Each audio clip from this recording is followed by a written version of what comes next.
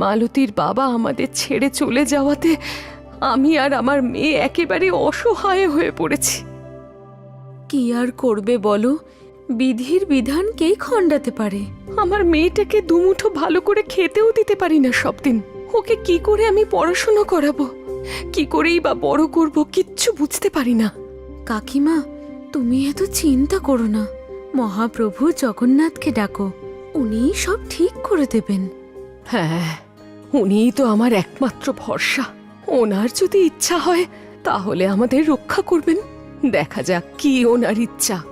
হ্যাঁ কাকিমা, আমি এবার আসি। এই রাখি নেবে নাকি গো? রাখি, ফুলের রাখি, সুন্দর রাখি, সূর্যমুখী ফুলের রাখি।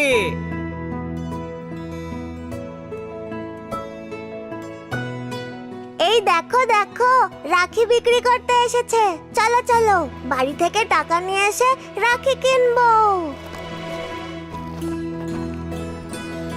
মা মা, রাখিওয়ালা এসেছে। আমার বন্ধুরা সবাই রাখি কিনছে। আমায় কিছু টাকা দেবে, আমিও রাখি কিনবো।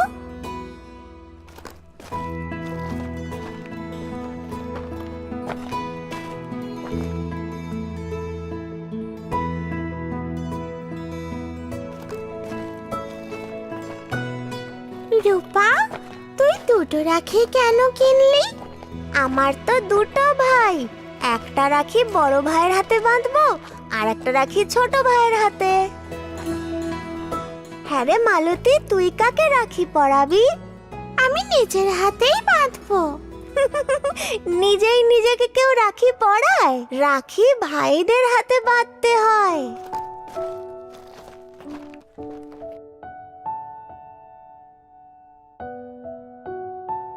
মা, আমার বন্ধুরা ওদের ভাইদের হাতে রাখি বাঁধবে।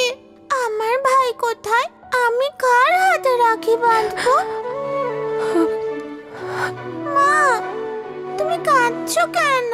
বলো না, আমার ভাই কোথায়? তোর ভাই হলো যজ্ঞা। জক্কা ভাই কোথায় থাকে? আমি তো কখনো তাকে দেখিনি। তোর যজ্ঞা ভাই পুরুষোত্তমপুরের ওই বড় মন্দিরেই বাস করেন। যা মা, এবার তুই গিয়ে ঘুমিয়ে পড়।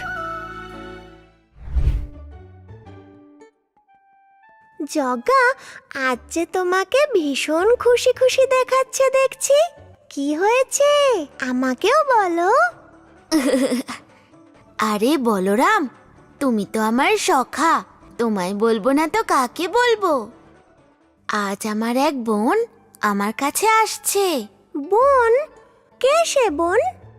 সে হলো পাটপুর গ্রামের মালতী।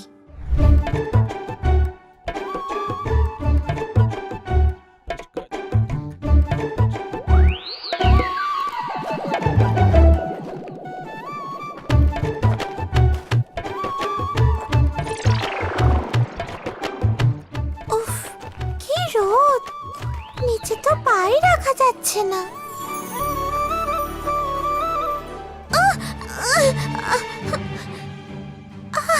মা, আমার পায়ে তো কাঁটা ফুটে গেল। কি ব্যথা করছে, আর তো হাঁটতেই পারবো না।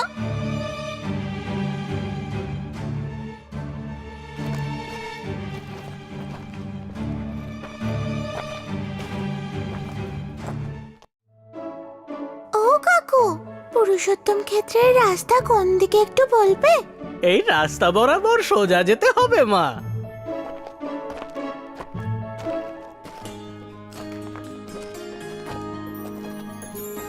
পুরোহিত মশাই, পুরোহিত মশাই, এটাই কি পুরুষোত্তম ক্ষেত্র? হ্যাঁ মা, কেন, কি হয়েছে? আমার জক্কা ভাই তো এখানেই থাকে, তুমি দেখেছো? না মা, আমি দেখিনি।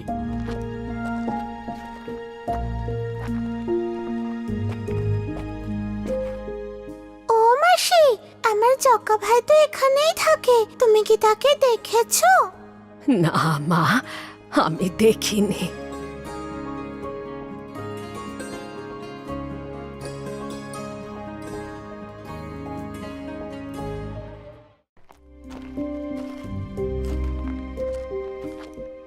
পুরোহিত মশাই, আমার জগা ভাইকে তুমি দেখেছো? জগা ভাই? তা সে থাকে কোথায়? আমি তো জানি না, আমার মা বলেছে সে এই শ্রীক্ষেত্রেই থাকে। এখানে জগা নামে অনেক লোক থাকে। তোর জগা ভাইকে কেমন দেখতে সেটা তুই বলতে পারবি কি? না, আমি জানি না। তাহলে আমিও বলতে পারবো নি। তাহলে তুই বরং খুঁজে দেখ, আমি এখন আসছি।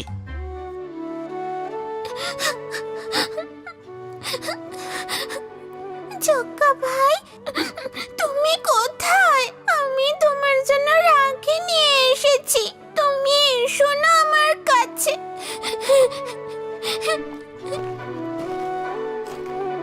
ওই মেয়েটা ওখানে বসে কাঁদছে কেন? কি হয়েছে? বোন, তুমি এখানে বসে কাঁদছো কেন? কি হয়েছে? আমি আমার জগা ভাইকে রাখি বাঁধতে এসেছি, কিন্তু তাকে খুঁজে পাচ্ছি না। আরে, এসে জগার বোন মালতী নয় তো? বোন, তোমার নাম কি? তোমার বাড়ি কোথায়? আমার নাম মালতী, আর আমার বাড়ি হলো পাটপুরে। তুমি আমার জগা ভাইকে কোথাও দেখেছো? হ্যাঁ, আমি দেখেছি। তুমি যদি তাকে মন দিয়ে ডাকো, সে নিশ্চয়ই আসবে। জগা ভাই, তুমি কোথায়? তুমি আসছো না কেন? একবারটি এসো আমার কাছে।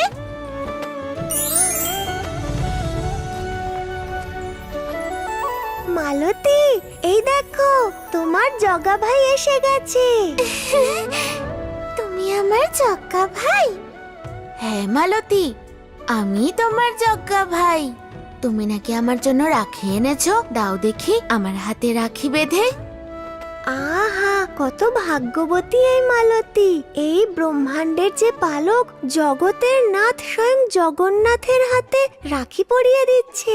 বা জগা বা, ধন্য তুমি। মালতী, এই নাও, একটু মিষ্টি মুখ করো দেখি। জগা ভাই, নাও, তুমিও একটু মিষ্টি খাও। হ্যাঁ, আর আমি? হ্যাঁ, তুমিও একটা মিষ্টি খাও। না না, আমার মিষ্টি চাই না, ব্যাস আমার কাজ হয়ে গেছে। মালতী, অনেক দেরি হয়ে গেছে, একটু পরেই তো সন্ধে হয়ে যাবে। তুমি এবার বাড়ি ফিরে যাও, তোমার মা তোমায় খুঁজবে। আমি একা কি করে যাব? আমার তো ভয় লাগে। তুমি আমার সঙ্গে চলো। আমি তো যেতে পারবো না। তুমি এক কাজ করো, এই মুদ্রাটা নাও, যখনই তোমার খুব ভয় লাগবে আমাকে ডাকবে, আমি নিশ্চয়ই শুনবো।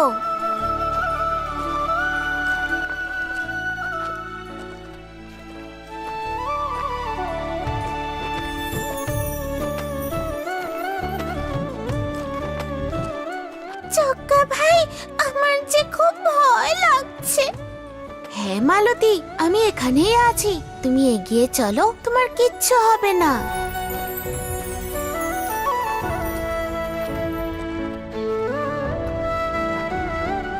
জগা ভাই, তুমি আছো তো? হ্যাঁ মালতী, তুমি একদম ভয় পেও না, আমি আছি, তুমি এগিয়ে চলো।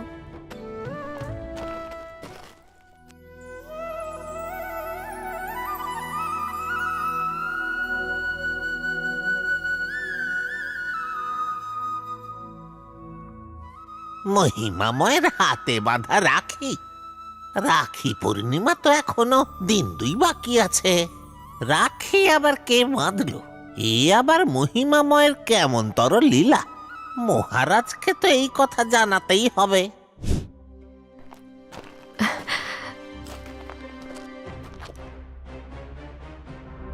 মালতী, মা আমার, তুই এসেছিস? আমায় কিচ্ছু না বলে তুই কোথায় চলে গিয়েছিলি মা? আমি তোকে কত খুঁজেছি, কোথাও পাইনি।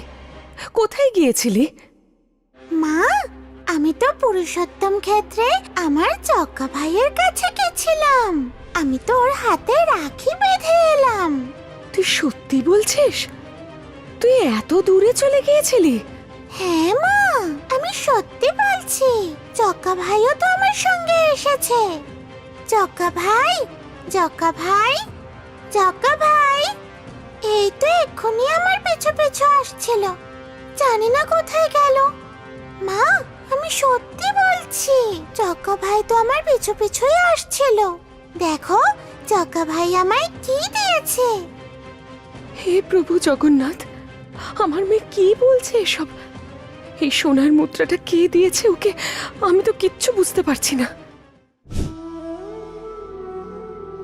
এটা তো চিন্তার বিষয়। তাহলে মহাপ্রভুর হাতে কে রাখি বাঁধলো সে কথা আমি জানবো কি করে? মহারাজ, জগার হাতে কে রাখি পরিয়েছে আমি জানি। বলরাম, তুই সত্যি জানিস? তাহলে বল, কে সে? মালতী, এই দেখো তোমার জগা ভাই এসে গেছে। তুমি আমার জগা ভাই? হ্যাঁ মালতী, আমি হলাম তোমার সেই জগা ভাই। তুমি নাকি আমার জন্য রাখি এনেছো, দাও দেখি রাখি বেঁধে। ধন্য তুমি মহিমাময়, ধন্য তোমার লীলা। সেনাপতি বটুকনাথ, মালতীর বাড়ি যাব, ব্যবস্থা করো। যথাজ্ঞা মহারাজ।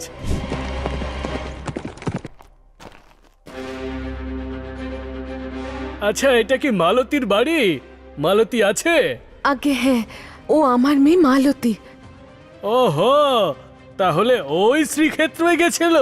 আগে সেনাপতি মশাই, ও তো বাচ্চা মেয়ে, ভুল করে ফেলেছে। এই নিন আপনাদের মুদ্রা, আর দয়া করে ওকে ক্ষমা করে দিন। আশ্চর্য, এটা তো মহাপ্রভুর মুদ্রা। তাহলে এই মেয়ে মহাপ্রভুর ভগ্নী। ধন্য রে তুই মালতী, কোটি ব্রহ্মাণ্ড পালনকারী হলো তোর ভাই। মারে, তোর ভক্তির কাছে আমি তো নগণ্য। সত্যি আমি কিচ্ছু নই। আমাকে ক্ষমা করে দে মা মালতী, তোকে দেখবার পরে আমি চিনতে পারিনি গো। সেনাপতি, মালতীর পরিবারের সকল দায়িত্ব আজ থেকে আমার। তাদের থাকবার খাবার সুব্যবস্থা করো। আর আজ থেকে এই পাটপুর গ্রাম মালতী পাটপুর নামে পরিচিত হবে। যথাজ্ঞা মহারাজ।